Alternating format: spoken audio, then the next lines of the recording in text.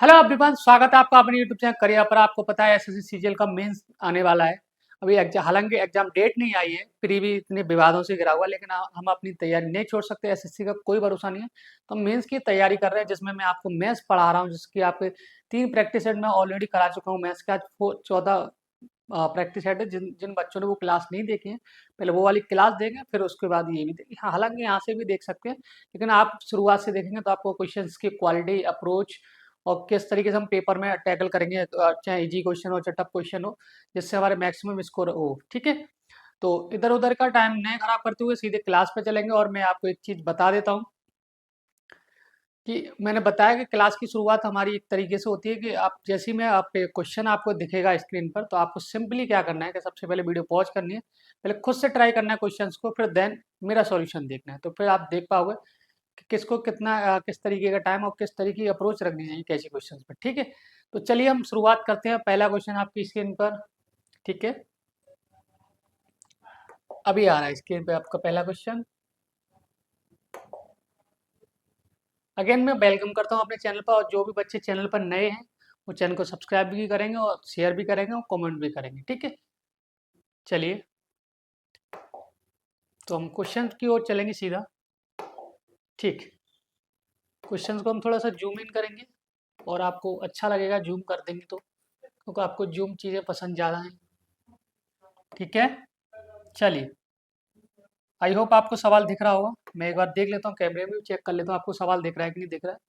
चलिए, हाँ दिख रहा है, परफेक्ट दिख रहा है। तो क्वेश्चन है आपका, if decreasing 120 by x% give the same result in as increasing 40 by x%, then x% of 210 is how much percent less than x plus 20% of 180।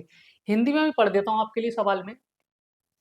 यदि 120 को x से घटाने पर वही परिणाम मिलता है जो 40 को x% बढ़ाने पर मिलता है, तो 210 का x% 180 के x प्लस 20% से कितने प्रतिशत कम है।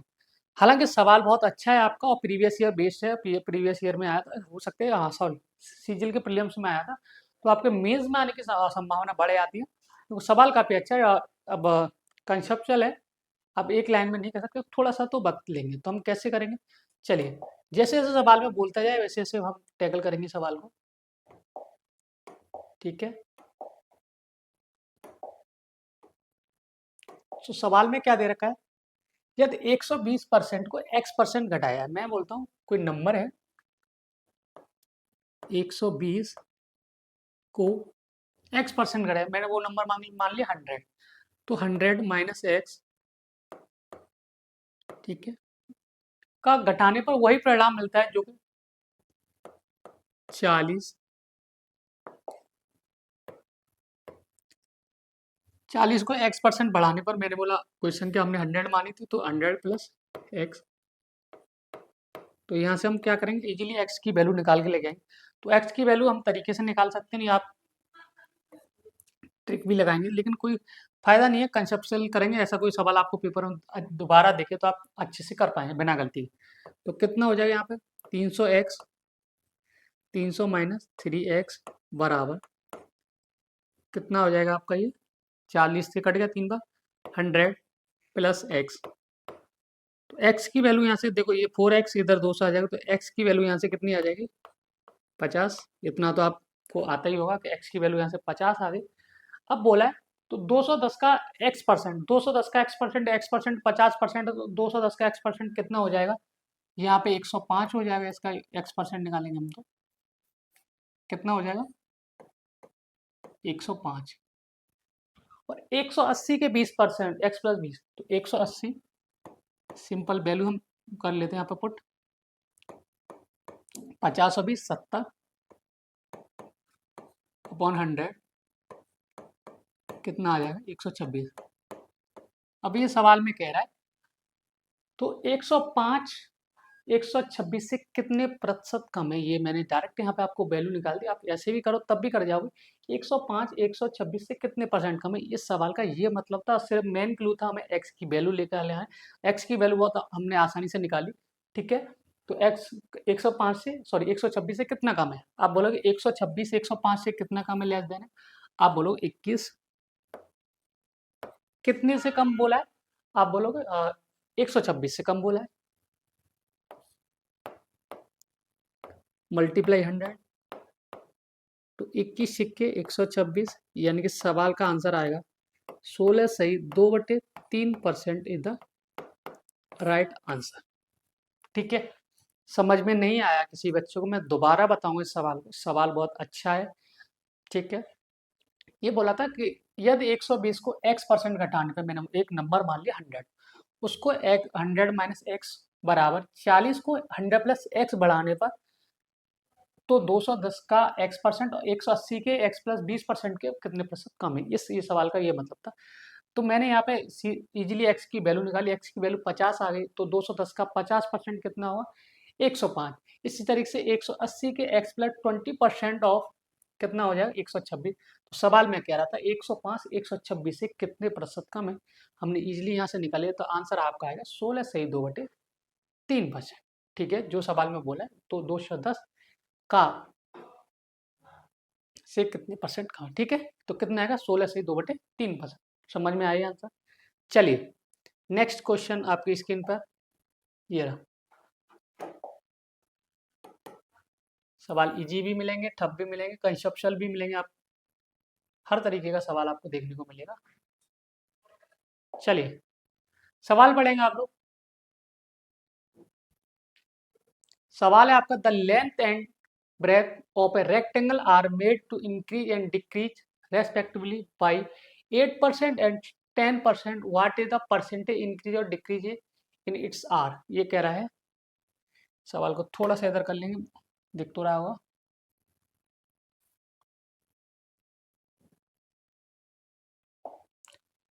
एक आयत की लंबाई और चौड़ाई 8% और 10% की 8% की वृद्धि और कमी की जाती है, तो इसके क्षेत्रफल में कितने प्रतिशत की वृद्धि कमी होगी? ठीक है, सॉरी, तो पहले कह रहा है 8% की वृद्धि। तो मैंने आपको बोला जब भी हम दो संख्याओं को, एक को बढ़ा रहे हैं और एक को कम कर रहे हैं, या दोनों को बढ़ा रहे हैं, यानी कि हम एक्स वाई रूल पढ़ेंगे यहाँ पे, तो फॉर्मूला क्या होता है आपका, दो संख्या में कभी चेंज किया जाए, परसेंटेज इंक्रीजमेंट या परसेंटेज डिक्रीजमेंट किया जाए, तो हम इस तरीके के सवाल के लिए सीधे एक अप्रोच रखते हैं, x plus y, x plus y plus minus x y upon 100। ये फॉर्मूला आप याद रखेंगे, आपको सवाल में बहुत सारे सवाल ऐसे होंगे आप इस फॉर्मूले से कर पाओगे। ठीक है, और सवाल, और ऐसा हो नहीं सकता कि इस फॉर्मूले पे सवाल ना आए। आप देखो कोई सा भी पेपर उठा के देखोगे आप, एसएससी का चाहे बैंक का चाहे रेलवे का, इस फॉर्मूले पे आपको सवाल देखने को मिलेगा।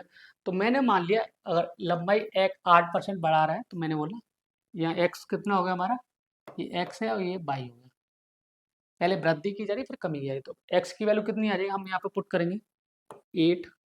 इसी तरीके से वाई की वैल्यू कितनी आ जाएगी, माइनस का 10। ठीक है, एक्स वाई इसका इसका मल्टीप्लाई करें तो 8 10 8 80 अपॉन 100। ठीक है, बट ये प्लस का ये माइनस का, तो ये हो जाएगा, और इसको ये प्लस करते हैं। ठीक है, तो 8 में से 10 जाएगा, तो कितना बचेगा माइनस का 2, माइनस का 2, और ये कितना हो जाएगा 0.8, पॉइंट माइनस का 0.8। ठीक है, तो कितने परसेंट का डिक्रीजमेंट होगा आप बोलोगे, माइनस का 2.8%, वो भी माइनस का आएगा, तो इसको हम बोल सकते हैं माइनस। अब इसमें देखो इंक्रीज वाले ऑप्शन तो हम पहले से हटा देंगे, तो इंक्रीज वाले ये ऑप्शन नहीं हो सकता, ये नहीं हो सकता, तो एक ही ऑप्शन बचा कौन सा, डी, डिक्रीज बाय 2.8%।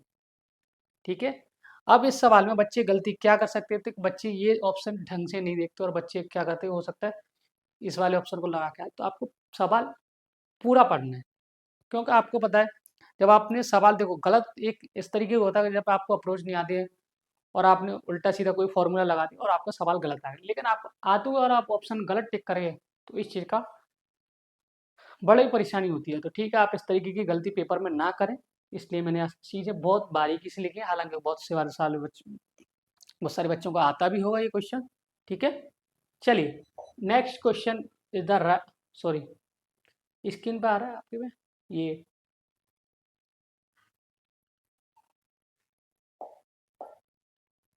लो कलम का हम इस्तेमाल करेंगे इसमें। तो ये सवाल है आपका प्रॉफिट लॉस का, बहुत ही चुनिंदा सवाल, बार बार पूछे ना, मोस्ट रिपीटेड क्वेश्चंस में से ये क्वेश्चंस और ये टाइप होता है आपका। सवाल है आपका, a person sold 2 item selling each for 42,600 on the first item, he made a loss of 25%, while on the second he gained 20%. Find the overall percentage gain or loss giving your answer correct one place of decimal। सवाल कह रहा है एक व्यक्ति ने 2 वस्तुएं 42,600 में बेची। पहली वस्तु पर उसे 25% की हानि हुई, जबकि दूसरी पर उसे 20% का लाभ हुआ। उसका कुल लाभ या हानि प्रतिशत ज्ञात कीजिए, उत्तर को दशमलव के एक स्थान तक सही रखते हुए। ठीक है, हालांकि इस बात का कोई मतलब नहीं है, देखो टीम हमारी क्या, वैसे इनसे होता नहीं, लेकिन अब कभी कभी डबल डबल आंसर। ठीक है, चलिए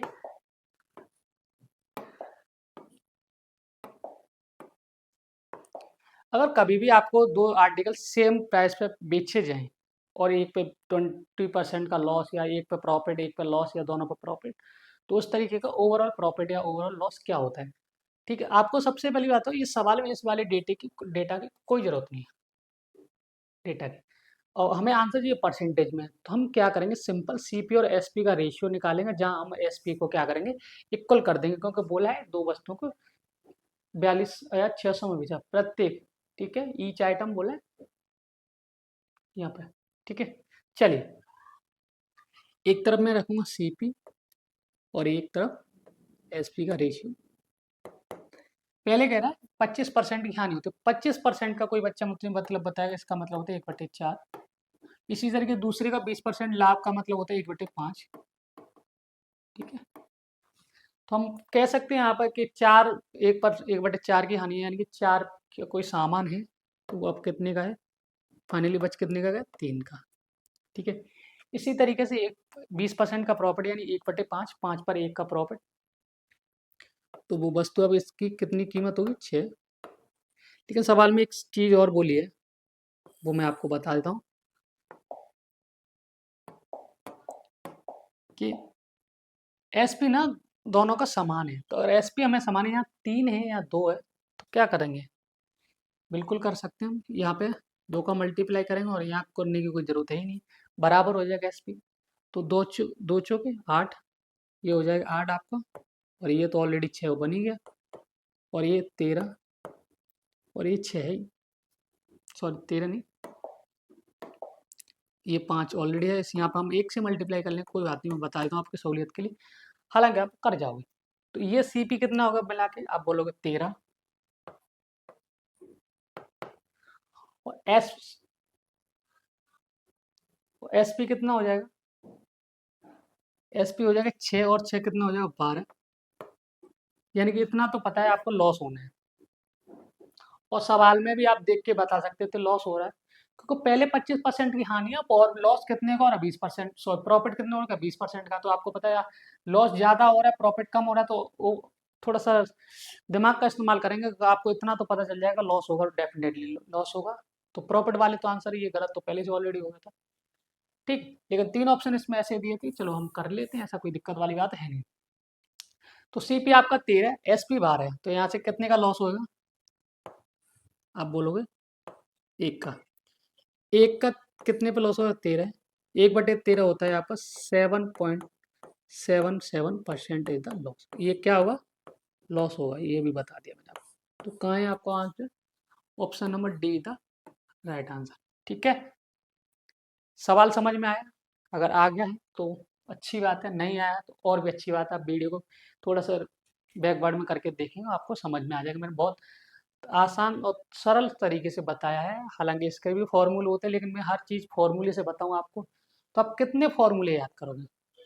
ठीक है, चलिए नेक्स्ट क्वेश्चन आपकी स्क्रीन पर ये रहा, one of the most favourite type of the examiner this time, इस सवाल को टैकल करने के कई सारे तरीके, लेकिन मैं आपको बताऊंगा। अगर आपको बेसिक या थोड़ी सी समझ रखनी पड़ेगी ऐसे सवालों में, और आप इजीली कर पाओगे इस सवाल को।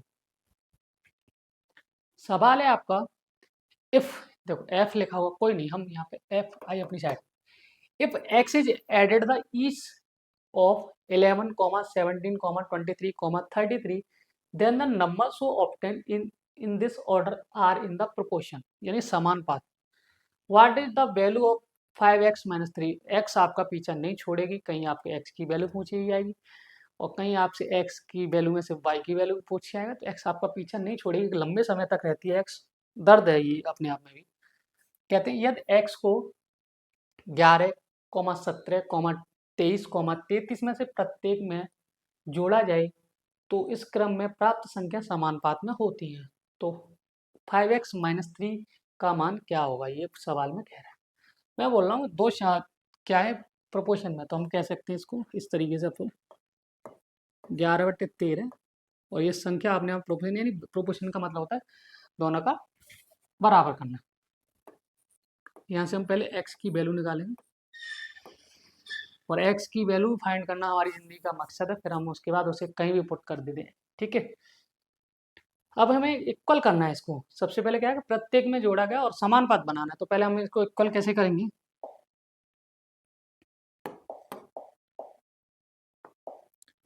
यहाँ और यहाँ कितने का डिफरेंस है, आप बोलोगे 2 का, और यहाँ और यहाँ कितने का है आपका 10 का। तो हम पहले यहाँ का इसका रेशियो 1:5।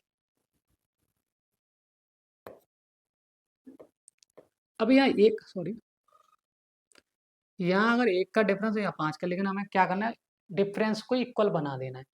अगर डिफरेंस को इक्वल बनाने चाहे तो फिर आप न्यूमरेटर में मल्टीप्लाई करिए, चाहे डिनोमिनेटर में मल्टीप्लाई, आपको x की वैल्यू इजीली पता चल जाएगी। तो मैंने क्या बोला, मैं न्यूमरेटर के साथ ऑपरेशन कर रहा हूँ और यहाँ पे भी x ऐड कर रहा हूँ। अगर मुझे यहाँ पे 1 और 5 को बराबर करना है तो इधर मैं 5 का मल्टीप्लाई कर लूँगा, इतना तो पता चल गया। x की वैल्यू निकालेंगे, 5 11 जा कितना होगा 55 प्लस 5x बराबर 23×5 115 प्लस 5x।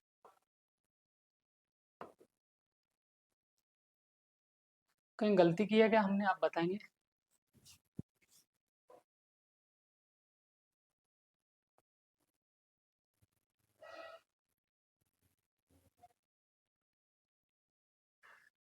एक सवाल को थोड़ा सा हम देखें, कहीं गलती तो नहीं की हमने।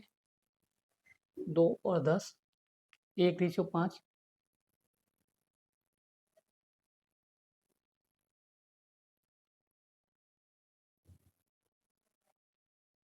ओके, सवाल में हमने गलती ये की कि 11/13 नहीं है, 11/17 है पूरा। चलो कोई नहीं, चलिए मैं दोबारा बताई। तो सवाल हम ये कहाँ तक टैकल कर रहे हैं, तो ये बोला था हम 11/17 इसको प्रोपोर्शन में लेके आएंगे, बराबर 23/33।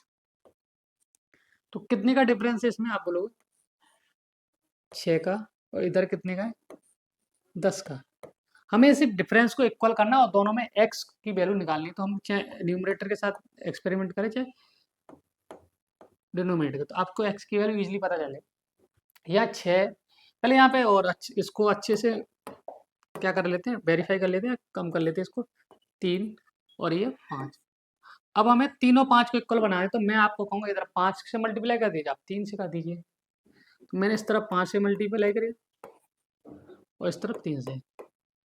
अब यहाँ से x की वैल्यू कैसे निकालेंगे, 5 5 11 11 55 प्लस 5x बराबर 23 से 69 प्लस का 3x। अब इतना 5x में से 3x से आएगा तो 2x बराबर 69 में से 55 जाएगा तो आपका बचेगा 14। तो x की वैल्यू आपकी कितनी आ जाएगी यहाँ से 7। कितनी आ जाएगी वैल्यू यहाँ से 7। अगर x की वैल्यू 7 आ गई तो अब यहाँ पे आप पुट करोगे 7 पंजे 35, 35 माइनस 3 कितना हो जाएगा 32, जो कि option number D is the right answer. ठीक है, 35 में से 3 जाएगा तो कितना बचेगा 32। ठीक है, यहाँ पे 3 और लिख लेते, कोई बात नहीं।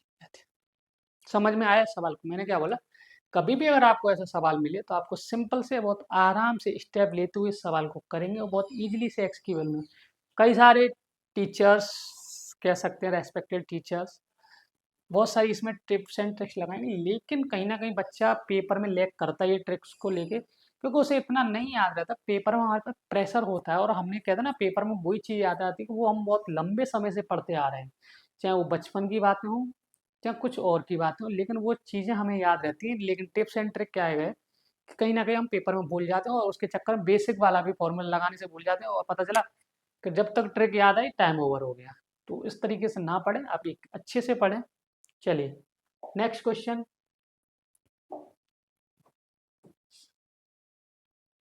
हो सकता है आप आज आपको मेरी स्पीड कम लग रही हो, लेकिन मैंने सोचा कि आप भले ही स्पीड कम रहे, लेकिन एक एक सवाल आपके जहन में उतार के जाऊंगा मैं, जिससे क्या आपको फायदा हो और समझ में भी आए।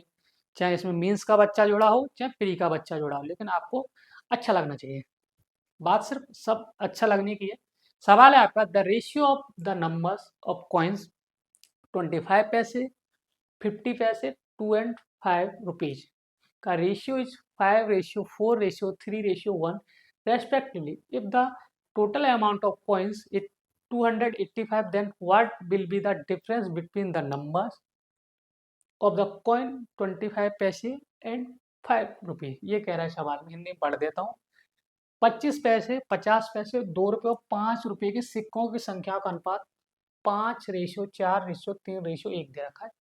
यदि सिक्कों की कुल राशि 285 है, तो 25 और 5 के सिक्कों की संख्या में अंतर क्या होगा?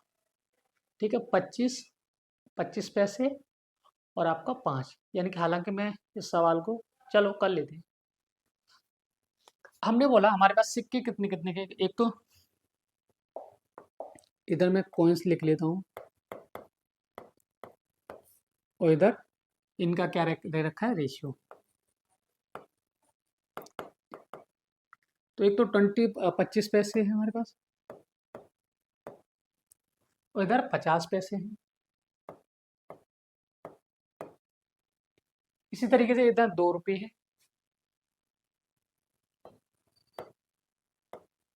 और इस तरफ 5 रुपये है।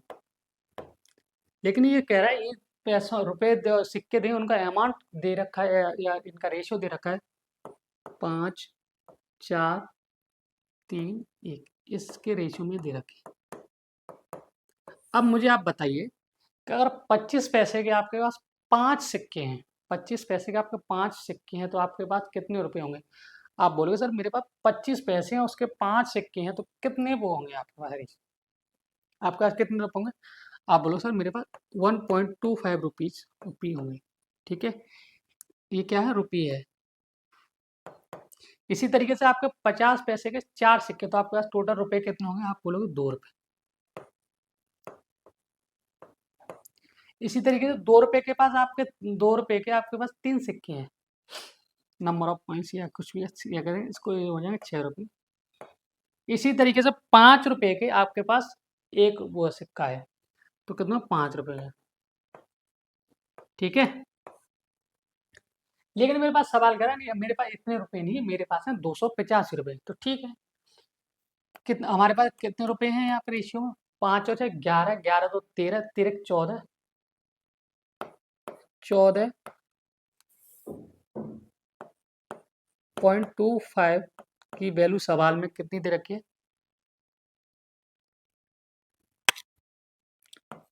285। एक की वैल्यू हम यहाँ से निकालेंगे। ठीक है, एक की वैल्यू निकालेंगे तो इधर तो पहले तो ये डबल जीरो आ जाएगा। तो आपको पता है 14 से 25 दूनी कितना हो जाएगा, 2850 हो जाएगा। तो एक यूनिट की वैल्यू यहाँ से कितनी आ जाएगी, 20। एक यूनिट की वैल्यू अगर 20 आ गई, मुझसे पूछा क्या, 25 पैसे और 5 पैसे के सिक्कों का डिफरेंस पूछा है। तो बेसिकली मुझसे ये पूछा क्या है सवाल में, आपको मैं बता देता हूँ वाइट कलम से। इनका और इनका डिफरेंस पूछा है, तो एक इनका डिफरेंस 4 है और एक का, एक यूनिट की वैल्यू 20 है, तो 4 यूनिट की वैल्यू कितनी आ जाएगी, 20, यानी कि 80। 80 कहाँ है आपका, option number C is the right answer. तो डिफरेंस क्या हो जाएगा, 25 पैसे और 5 रुपए के सिक्कों में 80, कितने का सिक्के का है, कितने का डिफरेंस होगा, आप बोलो 80 रुपये का। ठीक है, समझ में आया कैसे किया है सवाल? और आपको समझ में आएगा डेफिनेटली, अगर आपने बहुत अच्छे से, मैंने बोला है जिस तरीके से आपको सवाल करना है। ठीक है, चलिए नेक्स्ट क्वेश्चन, हीरे वाला सवाल। हीरे वाला सवाल बहुत फेमस है और हर बार पेपर में आता है, छिपरी हो चाहे मेंस हो। ठीक है, हमारा फोकस ये रहेगा कि 7 बच्चे कवर हो जाएं इसमें, चाहे रेलवे का भी बच्चा अगर जुड़ा हुआ है। और ऐसा नहीं है रेलवे में कोई अलग गणित पूछिया, तो आप इस बात की परेशानी ना करें, ना आप इस चीज़ की टेंशन लें, ये टेंशन हमारी है कि किस कौन से सवाल आपको डिलीवर करना है और कौन सा आपके पेपर में आना तय है। ठीक है, सवाल है आपका, a diamond broke into the 3 parts, the ratio of weight of 3 parts is 2:3:4, the price of diamond directly proportional of the square of the weight. If the loss is 50,000 after breaking the diamond, then what was the starting price of diamond? ये कह रहा है एक हीरा 3 भागों में टूट जाता है, हालांकि दिल टूटते हैं 3 भागों में लोगों के। ठीक है, 3 भागों के भार का अनुपात 2:3:4 है। हीरे की कीमत उसके भार के वर्ग के समानुपाती है। यदि हीरा को तोड़ने के बाद नुकसान 52,000 रुपये का है, तो शुरुआती हीरे की कीमत क्या होगी? आपको पता है, चाहे हीरा हो चाहे इंसान हो चाहे इंसान का दिल हो, जब टूटता है ना तो उसको लॉस तो होता ही है। तो उसी बेस पे ये सवाल बताया है। ठीक है, ये कह रहे एक हीरा है 3 भागों में टूटा है, उसका 3 भागों का भार का अनुपात, ये वेट का अनुपात दे रखा है, मैं लिख सवाल को हम करेंगे आप लोग।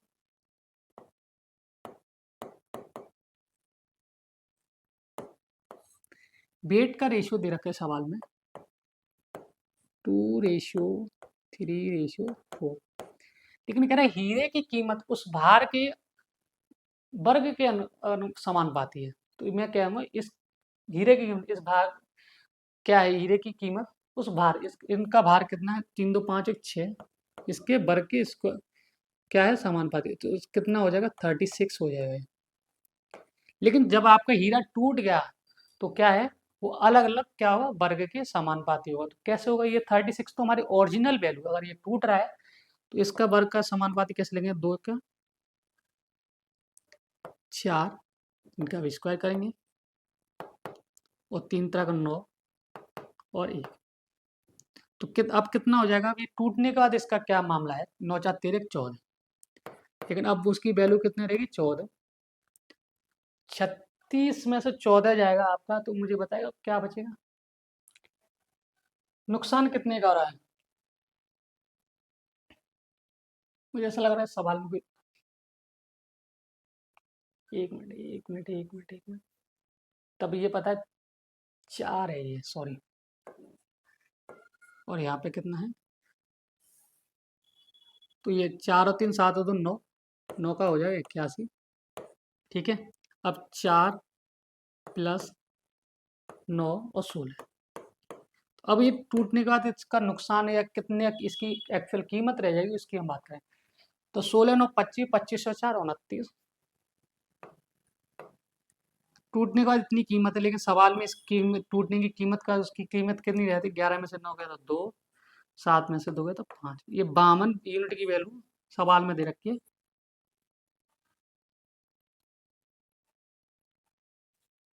52,000, तो एक की वैल्यू कितनी आ जाएगी, 1,000, एक की वैल्यू 1,000 आ जाएगी। तो शुरुआती कीमत हीरे की क्या थी, तो इसको भी हम कितना गुना करेंगे, इसको करेंगे हम 81 गुना, कितना करेंगे,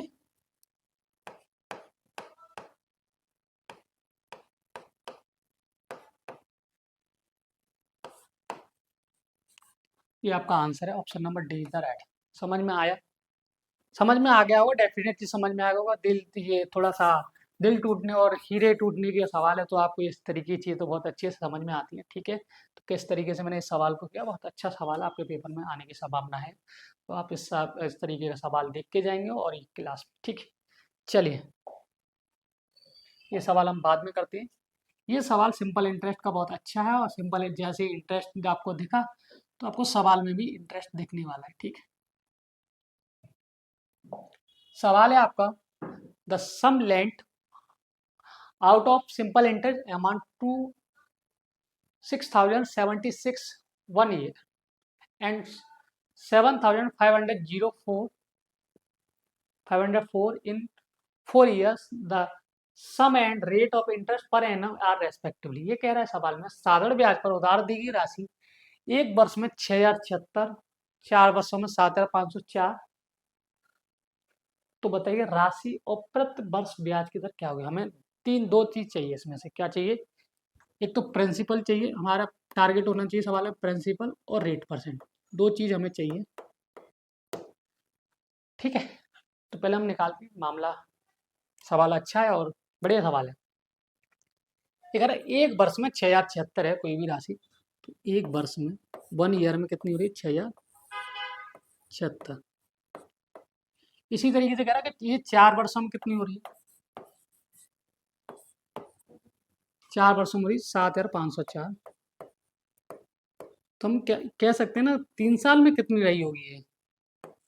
3 साल में इसका हम डिफरेंस निकालेंगे। सिंपल सी बात है, 14 में से 6 गया तो 8, 9 में से 7 गया तो 2, यानी कि हो जाएगा 1428। 3 वर्ष में 1428 हमें क्या मिल रही है? सिंपल इंटरेस्ट मिल रही है, जो हमारा अमाउंट हो रहा है। तो एक साल में कितना मिलेगा आप मुझे बता सकते हो यहाँ से? ये हो जाएगा 3 चौक 12 और 2, 3 सत्ते 21 और ये, ठीक है, कितना हो जाएगा आपका? 476। एक साल में आपको क्या मिलेगा? एक्स्ट्रा धन मिलेगा। एक साल में 476। तो यहाँ से हम देखो 476 6076 में अगर आपकी ब्याज है तो अमाउंट कितना होगा? तो हम इसमें से माइनस करेंगे तो ये कितना बचेगा? ये हो जाएगा 5600। तो हमारा क्या आ जाएगा? अमाउंट आ जाएगा। तो प्रिंसिपल हम कह सकते हैं 5600। जब आपको प्रिंसिपल पता है, ब्याज पता है, रेट परसेंट निकाल सॉरी ऑलरेडी, तो आप कैसे करेंगे? हम लोग इधर करेंगे कोने में। सिंपल इंटरेस्ट का फॉर्मूला क्या होता है? एस आई बराबर पी टी आर अपॉन 100। ये तो आप सबको पता होगा, ठीक है। तो ऐसे कितनी 476 बराबर 5600 आपका क्या है? प्रिंसिपल टी आपका 1 है और आर आपको निकालनी है अपॉन 100। या 0 से ये 0 और ये 56 से इसको काटोगे तो 8 45। ठीक, कितने परसेंट आ जाएगा यहाँ से? इस आर की वैल्यू आ जाएगी आपके यहाँ से 8.5%। कितनी आ जाएगी? 8.5। दोनों चीज़ आपको निकलेंगी, प्रिंसिपल भी आपका आ गया और रेट परसेंट भी आ गया। तो प्रिंसिपल 5600 तो रेट कितनी आ गई आपकी? 8.5%। 8.5% कहाँ है आपका? Option number B is the right answer. आपका प्रिंसिपल कितना आ गया? 5600 और 8% कितनी आ गई? 8.5%। सवाल आपको समझ में आया? नहीं समझ में आया मैं एक बार और समझा देता हूँ। ये कह रहा है कोई भी धनराशि या राशि उधार दी जाती है, एक वर्षों से 4076 देने होते हैं और 4 वर्षों में 7504 हो जाती है। तो राशि और प्रति वर्ष ब्याज की दर क्या होगी? मैंने बोला एक साल में हमें कितना प्राप्त होता है? 6076 और 4 साल में हमें 7504। तो 3 साल में हमें ब्याज कितनी मिलेगी? 1428। तो एक साल में हमने कितनी निकाली? 476। अगर आपको पता है 6076 रुपये का आपका अमाउंट है, अमाउंट में प्रिंसिपल निकालना है, तो अमाउंट में से हम क्या करते हैं? सिंपल इंटरेस्ट माइनस करते हैं। तो हम यहाँ से प्रिंसिपल हमारा कितना आएगा? 5600। आपको पता है, आप सारी चीज़ आपके हाथ में है, आपको प्रिंसिपल भी पता है, टाइम भी पता है, रेट परसेंट निकालनी है और सिंपल इंटरेस्ट भी पता है। तो रेट परसेंट आपके आ जाएगी 8.5%। सवाल समझ में आ गया? आई होप आपको समझ में आया होगा। नेक्स्ट क्वेश्चन देखते हैं हम।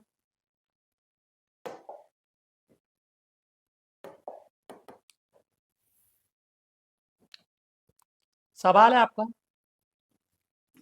अ train without stoppage travel with an average speed of 70 kilometre per hour and with stoppage it travels with the average speed of 56 kilometre per hour. How many minutes does the train stop in the average per hour. ये कह रहा है एक रेलगाड़ी बिना रुके 70 kilometre प्रति घंटे की औसत गति से चलती है और रुकने पर 56 किलोमीटर पर घंटे की औसत गति से चलती है। तो रेलगाड़ी औसतन प्रति घंटे में कितनी मिनट रुकती है? तो कहते हैं कि मैं कहता हूँ ये बिना रुके कितनी चल रही है? विदाउट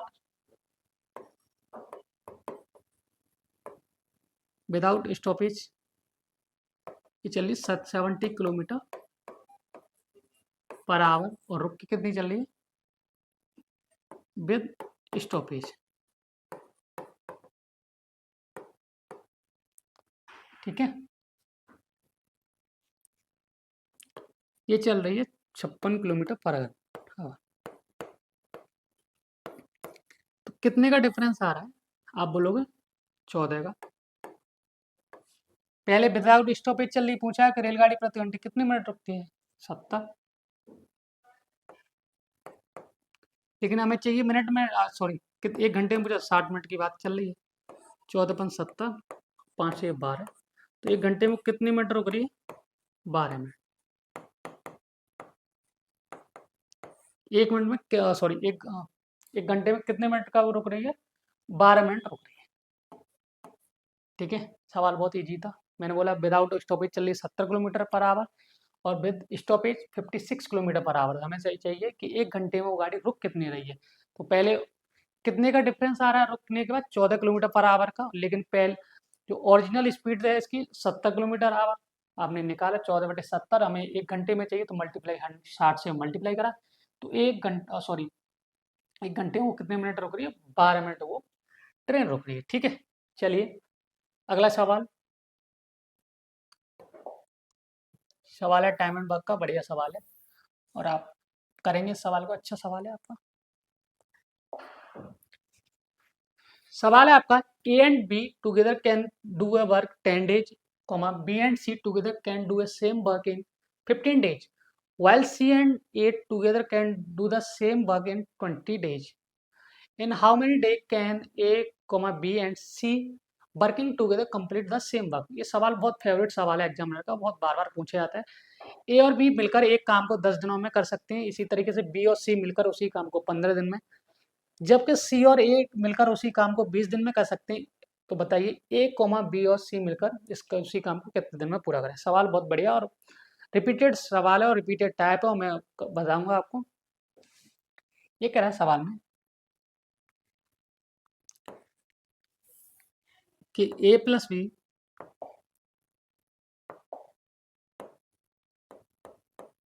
कितने दिनों में कर रहे हैं इस काम को? आप बोलोगे 10 दिनों में। बी प्लस सी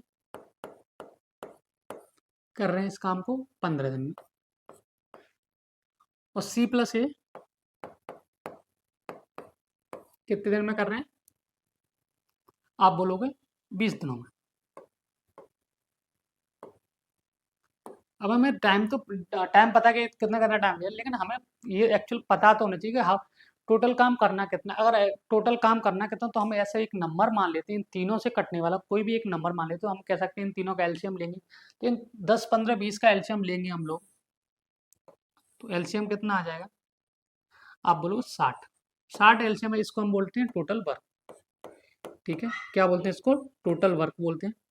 जब आपको पता है ए प्लस बी 10 दिन में काम कर रहे हैं एक किसी काम को, लेकिन तो 60 काम कितनी स्पीड से करेंगे? आप बोलोगे 6 की स्पीड से। ये इनकी क्या होता है? एफिशिएंसी का रेशियो होता है। बी प्लस से किसी काम को 15 दिन में कर रहे हैं, 60 काम को उन्हें कितनी स्पीड से जाना पड़ेगा? आप बोलोगे 4। ठीक है, इसी तरीके से सी प्लस ए किसी काम को 20 दिन में पूरा करते हैं, तो 60 काम करने को उन्हें कितनी स्पीड से जाना पड़ेगा, यानी कि कितनी एफिशिएंसी से जाना पड़ेगा उन्हें? 3। सवाल में हमें क्या क्या दे रखा है, तो अब यहाँ से हम कह सकते हैं ए प्लस बी एफिशिएंसी का रेशियो है, B plus C plus C plus A, कितना हो जाएगा? 6 4 10, 10 3 13। तो हम यहाँ से मैं 2 कॉमन लूँगा, ए प्लस बी प्लस सी बराबर कितना हो जाएगा? 13। तो ए प्लस बी प्लस सी की वैल्यू कितनी आ जाएगी यहाँ से? मैं अच्छे से करा रहा हूँ आपको कि जैसे कोई डाउट ना रहे। ठीक है, मैं यहाँ से मैं निकाल सकता था क्या। ठीक है, तो ए प्लस बी प्लस सी की वैल्यू कितनी? 6.5। तो कह रहा है ए प्लस बी प्लस सी मिलकर हम कितने इस काम को कितने दिन में करेंगे? सिंपल सी बात है, आपको पता है कि टोटल काम है कितना। टोटल डे निकालने के लिए, टी डी निकालने के लिए हमें क्या होता है? टी डब्ल्यू अपॉन एक दिन की efficiency, 1 day work. 1 day work से हमें क्या लगाना? टोटल वर्क कितना कितना है आपका? 60। कितने दिन में कर रहे हैं? 6.5 की स्पीड से करने हैं हमें। ठीक है, तो यहाँ से पॉइंट लगाएंगे, जीरो बढ़ाएंगे तो कितना आ जाएगा? ये तो हो जाएगा 120 और ये हो जाएगा 13। तो 120/13 कहीं आपको दिख रहा है? बिल्कुल दिख रहा होगा। Option number C is the right answer. Sorry, A, ठीक है ठीक, ए यहाँ पे ए है।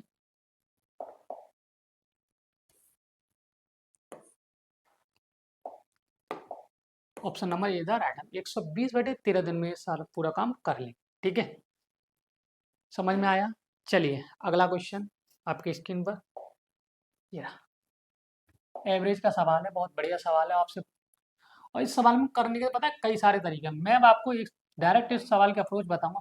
इस सवाल को करने के बाद हमको मजा आ जाएगा, टेंशन मत लीजिए। सवाल है आपका, if average of 335 comma x35, यानी ये कह रहा है 5 नंबर दिए, उनका एवरेज कितना दे रखा है? 411 है। तो find the x-1, x-3, x+3, x+5। इसमें सबसे पहले आपको x की वैल्यू निकालनी पड़ेगी सवाल में, लेकिन x की वैल्यू निकालने के लिए आपको थोड़े से कुछ ज़्यादा स्टेप करने हैं, लेकिन वो आपको नहीं करने पेपर में। जो कि यहाँ आपको अगर करने जाओगे तो कोई बेसिक बच्चा हो तो कैसे करेगा, और मैं जो बता रहा हूँ उस तरीके से कैसे करना। आपको पता है एवरेज कब निकलता है? एवरेज बराबर होता है आपका, एवरेज होता है सम ऑफ ऑब्जर्वेशन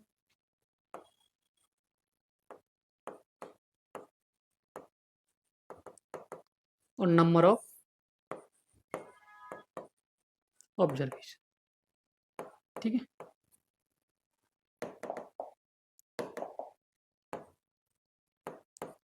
शॉर्ट लिख दी। और हम सम कैसे निकालते हैं? सम बराबर होता है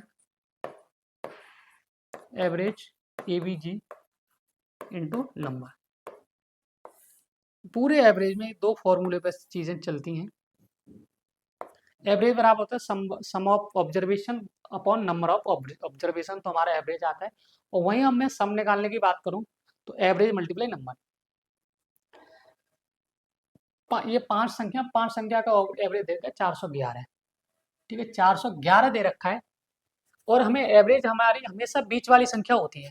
अगर बीच वाली संख्या होती है एवरेज हमारी 5 नंबर है, तो बीच वाली संख्या में ऐसा क्या जोड़ेगा? यहाँ पहली बात तो अगर हम यहाँ से सम निकालने जाएंगे तो 411 मल्टीप्लाई 5 तो करना पड़ेगा सम निकालने के, तो सम कितना हो जाएगा हमारे यहाँ पे? सवाल को बहुत आराम से समझेंगे। सम हो जाएगा आपका, सम हो जाएगा कि 411 में हमें 5 से तो मल्टीप्लाई करना ही पड़ेगा। तो 5 ये 5 और ये 5, यानी कि 2055 हमें सम चाहिए पांचों संख्या को मिला। तो 5 हमारे यूनिट डेट कैसे आ सकता है? देखो कैसे आएगा। 5 और 5 10, 5 के 15। ठीक है, 15 तो ये हो गया और 6 और है, 15 6 21। 21 में हम ऐसा क्या जोड़े कि यूनिट डेट 5 आ जाए। अब यहाँ से एक चीज और दिमाग में आई आपके, मैंने बोला 2055 तो आना ही आना है। ठीक है, 15 6 21, एवरेज तो निकालना है, सम निकालेंगे। तो 5 5 10 3 15, 15 और 6 21, 21 लास्ट में 21 तो आएगा। तो हमें इसमें क्या किसका मल्टीप्लाई करें कि लास्ट में 5 है? आप बोलो 5 का करना पड़ेगा सर, 5 का मल्टीप्लाई करना पड़ेगा। तो आपको पता है यहाँ अपने यूनिट डेट से यहाँ से एक्स की वैल्यू निकाली, कितनी आएगी? यहाँ से 5 आएगी। आप देखो 5 रखना सवाल में, यहाँ पे एक्स की जगह, और सवाल का इसका सवाल का सम कितना आएगा? 2055। और एक्स की वैल्यू मैंने यहाँ से 5 फाइंड कर ली है। सवाल बहुत ईजी है। तो कितना करें? 5 में से गया तो 4, कॉमा 5 में से 4 गया तो 2, सॉरी 5 में 3 गया 2, और 5 और 3 8, और 5 5 10। अब हमें इस संख्या को एवरेज निकालना है। एवरेज 4 2 6, 6 8 14, 14 10 24। एवरेज निकालते हैं तो क्या होता है? Sum of observation, no sorry, sum of observation और नंबर ऑफ ऑब्जर्वेशन। तो कितनी संख्या है? ये 4 है। तो कितना आ जाएगा? 6। इनका क्या आ जाएगा? एवरेज, जो कि ऑप्शन नंबर ए में दे रखा है। सवाल बहुत बढ़िया है, बेहतरीन सवाल है, आपके पेपर में पूछा जाएगा। और बच्चे गलती क्या करेंगे, कुछ बच्चे ना इस सवाल को पहले मल्टीप्लाई करेंगे। मैं कह रहा हूँ एक्स की वैल्यू आप यहाँ से डायरेक्ट फाइंड कर सकते थे कि मुझे पता है सम मेरा 2055 आएगा, तो 2000 सम आएगा, 55 सम आएगा। तो मैंने बोला कि 5 और 5 हम यूनिट टेस्ट से करेंगे क्योंकि मुझे लास्ट में 5 लाना है। तो 5 और 5 10, 10 और 15, 15 से 21, 21 में हम लास्ट का यूनिट डेट क्या है 1 है। तो 5 लाने के लिए हमें किस संख्या से मल्टीप्लाई करना पड़ेगा? आप बोलोगे सर 5 से करना पड़ेगा। 5 से करना पड़ेगा तो आपको एक्स ही 5 है और एक्स 5 है, तो जिस सवाल में मुझे यहाँ तक करने की जरूरत ही नहीं, मैं यूनिट टेस्ट से सवाल को करके चला जाऊंगा। तो एक्स की वैल्यू 5 आ गई, यहाँ पे हम पुट करेंगे, ये आ गया। एवरेज कितना आएगा? चारों संख्या को 6। चलिए अगला सवाल है आपका, नंबर सिस्टम का ये सवाल है।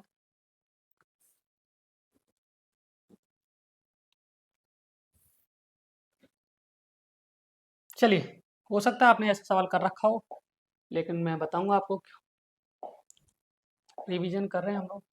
सवाल है x, y and z are distinct prime number, what x x less than y less than z, if x plus y plus z बराबर 70, then what is the value of z। इस सवाल में कह रहा है x, y और z भिन्न अभाज्य संख्याएं जहां x y से छोटा है, y z से छोटा है। यदि x plus y plus z बराबर 70 है तो z का मान क्या होगा? आपको पता है तीन प्राइम नंबर्स का सम, तीन प्राइम नंबर्स का सम एक सम संख्या आती है। तो इसमें इतना तो पता है कि एक संख्या दो जरूर होगी। प्राइम नंबर आपको पता है कि सबसे छोटा प्राइम नंबर क्या होता है? दो होता है। मैं कहूँगा कि आपसे x plus y plus z है, ये तीन क्या है? प्राइम नंबर है और इसका सम दे रखा है 70 सम, और इनमें से एक संख्या क्या होगी? दो तो जरूर होगी। और इतना भी हमें ध्यान रखना है कौन सी संख्या दो होगी कि x क्या है?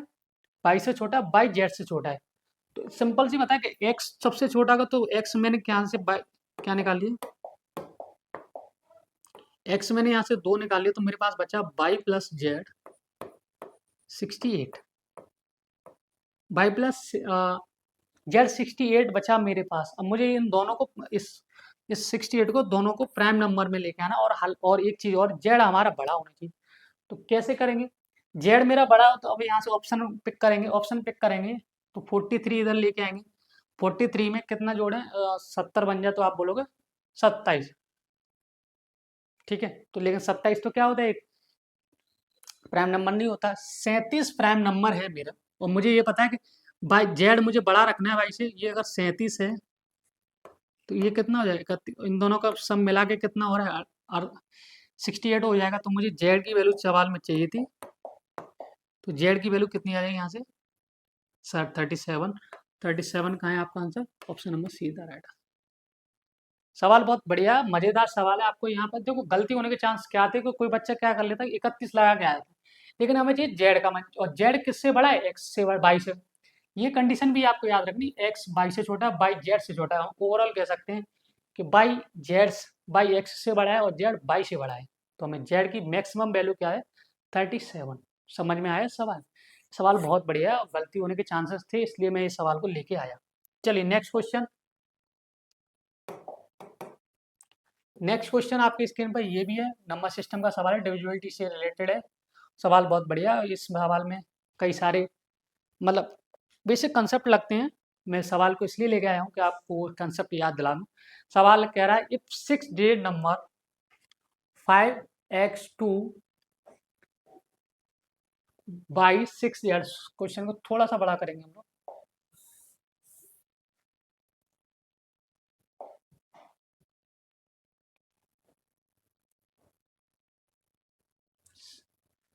ठीक है, अब तो विजिबल हो रहा होगा आपको। If 6 digit number 5x2 6 sorry by 6z is divisible by 7, 11 and 13, then the value of x minus y plus 3z is.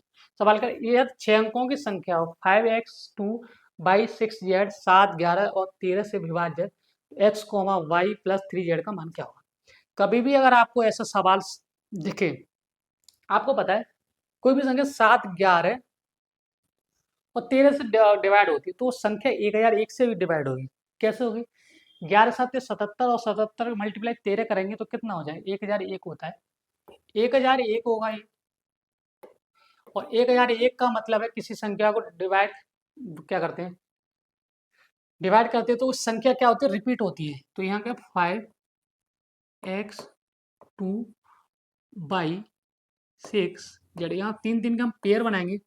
तो यहाँ से क्या कर सकते हैं, ये तीन का पेयर, तो पहले क्या आएगा 5। तो हम देखो ना, सवाल बहुत यही सवाल हो जाएगा, ये 5 आ जाएगा, ठीक है। और x की जगह ऑलरेडी 6 है यहाँ पे, और z की जगह 2 आ जाएगा। तो आपका नंबर रिपीट होगा 562 562, आपका 1001 से जरूर डिवाइड होगा। आप सवाल को करके देखेंगे तो नंबर है मेरा यहाँ पे 562। तो हमें पता है x की वैल्यू कितनी है हमारे पास 6, x की वैल्यू 6 माइनस y की वैल्यू कौन बताएगा मुझे, 5, और z की वैल्यू 2, 3 में 6, तो 6 6 12, 12 में से 5 गया तो कितना बचा, आप बोलोगे 7, 7 बचेगा। तो option number A the right answer, ठीक है। अब कैसे आया, मैंने बोला कोई भी संख्या 7 11 13 से डिवाइड होती है तो वो संख्या अपने आप 1001 से डिवाइड हो। 1001 की एक खासियत है कि तीन तीन संख्या का पेयर बनते हैं और वही संख्या रिपीट होती है। तो मैंने बोला 5x2 और y6 ठीक है, बोला रिपीट होगी तो आपको पता है कि यहाँ पे 6 आएगा बाई x की जगह, और z की जगह 2, और x की जगह 5, ठीक है। चलिए सवाल ठीक लग रहा है मेरे को, कोई गलती तो नहीं की हमने, और गलती हुई तो बता देना, हालांकि नहीं है कोई गलती, आपको लग रहा है कि गलती है। चलिए कितना आएगा 7। सवाल आपकी स्क्रीन पर ये रहा, अलजेब्रा का सवाल है, बहुत बढ़िया सवाल है। सवाल को तोड़ना सीखेंगे, तोड़ने का मतलब पहले समझें सवाल में उसकी डिमांड क्या है, उसी तरीके से हम उसको सप्लाई करें। बच्चे ना सवाल को देखते हैं बहरा जाते हैं, बहराने का मतलब अब परेशान ना हो, पैनिक ना हो। सवाल में देखा कि कह रहा है इफ एक्स की पावर 4 प्लस 1 अपॉन एक्स की पावर 4 बराबर 194 comma x greater than 0 then the value of x minus 2 का होल स्क्वायर विल बी। सवाल है यदि एक्स की पावर 4 प्लस 1 एक बटे एक्स की पावर 194, तो एक्स बड़ा है 0 से, तो एक्स माइनस 2 का होल स्क्वायर। मुझे पूछा क्या सवाल, मुझसे पूछा एक्स माइनस 2 का होल स्क्वायर। तो पहले मैं इसको खोल लेता हूँ, तो एक्स स्क्वायर प्लस 4 माइनस का 4x, इसमें मुझे वैल्यू पुट करनी है। अब ये सवाल में दे रखा है आपका एक्स की पावर 4 प्लस 1/x की पावर 4 बराबर 190। अब मुझे क्या है, एक्स प्लस 1/x निकाल के लेके आना है, सॉरी। अब यहाँ से हम कभी भी अगर ऐसे दिया हो, सॉरी, अब यहाँ पे मुझे क्या कंप्लीट स्क्वायर लेके आना है। तो मुझे अगर ये चाहिए x square plus 1/x square, तो हम करेंगे यहाँ पे +2 करेंगे, ये हो जाएगा 196। 196 कितने का स्क्वायर होता है, आप बोलो 14 का। मुझे एक्स प्लस 1/x लेके आना है, यहाँ से एक पावर और कम करनी है। तो क्या करेंगे हम यहाँ पे भी +2 करेंगे, ये कितना जो 16। तो x प्लस 1/x की वैल्यू आ जाएगी 4, 4 आ गई। तो हम इसको इस तरीके से भी तो लिख सकते हैं, एक्स स्क्वायर प्लस 1 बराबर माइनस का 4x, 1 बराबर माइनस का 4x, ठीक है। अब आपको सवाल में दिख रहा है, कुछ तो सिमिलरिटी दिख रही होगी कि अब खेला होने वाला है।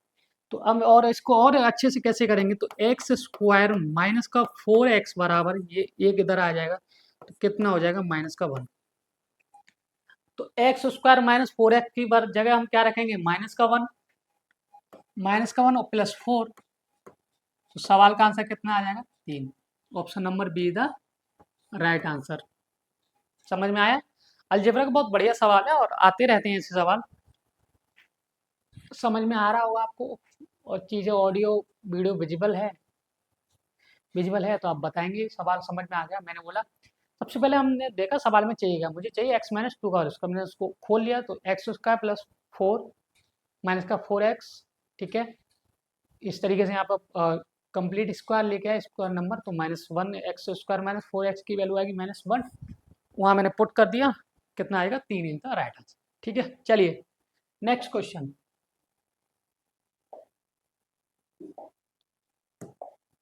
सवाल देखो,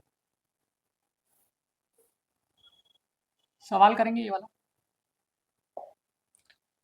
सवाल है आपका। If medians in a triangle have length 18 centimetre, 24 centimetre and 30 centimetre, then what is the area of in centimetre of the square. ये कह रहा है यदि किसी त्रिभुज की माध्यिका, माध्यिकाएं क्या होती है, किसी कोई मतलब ट्राइंगल को दो इक्वल पार्ट में डिवाइड कर, माध्यिका 18 सेंटीमीटर, 24 सेंटीमीटर और 30 सेंटीमीटर है, तो त्रिभुज का क्षेत्रफल सेंटीमीटर में क्या होगा। कभी भी ऐसा सवाल है आपको माध्यिकाओं से त्रिभुज बनाया जाए और उसका क्या पूछा है, एरिया पूछा है, तो आप फॉर्मूला याद रखेंगे 4/3 एरिया, फॉर्मूला याद रखें 4/3 मल्टीप्लाई, ट्रायंगल का एरिया क्या होता है 1/2 बेस इंटू, फॉर्मूला याद रखेंगे आपको कोई नीड नहीं है और भी कुछ चीजें समझने की। आपको पता है 18 24 30 एक राइट एंगल ट्रायंगल बन रहा है, तो मैं बोलूंगा 4/3 मल्टीप्लाई 1/2, बेस कितना हो जाएगा 18 और हाइट कितनी है 24, 3 दूनी 6, 6 तिया 18, 24 तिया 72, 72 चौके कितना हो जाएगा 288 सेंटीमीटर। कहाँ है आपका 288 centimetre, C is the right. ठीक है, सी ऑप्शन में दे रखा है। कभी भी अगर ट्राइंगल आपका मीडियन से मिला के बनाया जाए तो आपका ट्राइंगल का एरिया होता है 4/3 एरिया ऑफ ट्राइंगल, मतलब एरिया ट्राइंगल के एरिया का 4/3। तो इस तरीके से भी लिख सकते हैं, समझ में आया, 4/3 करना उसका, तो कितना आ जाएगा 288 सेंटीमीटर। समझ में आया, चलिए समझ में आया तो मैं अगले क्वेश्चन की तरफ बढ़ूंगा। इजाज़त देंगे आप, इजाज़त तो आपने उसको भी दे दी थी, लेकिन फिर उसके बाद वो तुम्हें इजाज़त नहीं, तुम्हें नहीं, तुम्हें बिना इजाज़त के चली गई, फिर कुछ नहीं, फिर तो कोई मतलब ही नहीं बनता चलेगी, तो कोई दिक्कत। सवाल देखेंगे त्रिकोणमिति का बहुत अच्छा सवाल है। The value of expressions for bracket में sine 6a plus cos 6a minus 6 bracket में sine 4a plus cos 4a plus 8a square, व्यंजक 4 ब्रैकेट में sine 6a plus cos 6 minus 6 sine 4a plus cos 4a plus 8 का मान क्या हो। कभी भी साइन कॉस में अगर सवाल दे रखा है और आपका आंसर एक नंबर्स में दे रखा है, यानी कि क्या दे रखा है, मुझे यूनिट में दे रखा है, तो हम क्या करेंगे, साइन और कॉस में स्पेशली सवाल दे रखा है, तो हम थीटा की जगह या ए की जगह यहाँ पे 45 पुट करेंगे, 45 पुट करेंगे। और 45 पुट करेंगे तो आप इस सवाल का आंसर मुझे कमेंट बॉक्स में जरूर बताएं, और इस सवाल का आंसर जो बच्चा सही बताएगा उसको कुछ नहीं मिलने वाला, वो अपने आप में खुश हो जाएगा मुझे आते सवाल। और थीटा की जगह या अल्फा की जगह यहाँ पे क्या रखेंगे आप 45 रखेंगे और आपका आंसर जरूर आ जाएगा। जरूर का मतलब अब करोगे तो अच्छा लगेगा मुझे भी, हाँ आप भी आपने लास्ट तक क्लास देखी है। ठीक है, कि बता दूं, आप बताओ, मैं बता देता हूँ चलिए। तो मैं रखूंगा 4, थीटा की वैल्यू 45, साइन 6 है, यहाँ से डायरेक्ट मैं रखूंगा, तो कितना हो जाएगा ये 1/8 प्लस 1/8 ये हो जाएगा माइनस 6, ये कितना हो जाएगा साइन 4a, साइन 45 का मल्टीप्लाई 4 बार यानी कि 2√2 यानी कि 1/4 प्लस 1/4 ब्रैकेट में प्लस 1। ठीक है, 4 ये कितना हो जाएगा 2/8, कैलकुलेशन वाला सवाल है थोड़ा सा, और ये हो जाएगा 2/4 प्लस का 8, 4 दूनी 8, 2 से 2 यानी 1 माइनस 2 1 2, 2 3 6 यानी 3 प्लस 8, 8 1 9, 9 में से 3 गया आपका कितना बचेगा 6। तो कहाँ है आपका option D is the right answer. कितना आंसर आएगा इसका 6 पूरे एक्सप्रेशन। मैंने बोला थीटा या अल्फा की जगह आप 45 पुट करोगे, 45 पुट करोगे तो इस तरीके के आप सवाल बना पाएंगे, और क्या आ जाएगा आपका आंसर 6। ठीक है, सवाल आगे है कोई नहीं है, चलिए। तो आज की क्लास में हमने 15 से 22 सवाल पढ़े और आपको मजा आया हो इस क्लास को देखने का, और जितने भी बच्चों ने देखी और आप तो अपनी वीडियो को लाइक एंड सब्सक्राइब भी करें जो बच्चे चैनल पर नए, और हम इसी तरीके से मेंस तक क्लास कंटिन्यू करेंगे। और भी कुछ चीज़ें होंगी, चाहे आपको रीजनिंग के लिए सजेशन चाहिए तो मैं वो भी चीज़ें आपको बता दूंगा। तो मिलते हैं अगली क्लास में, जब तक के लिए अपना ध्यान रखिए, बाय बाय, टेक केयर।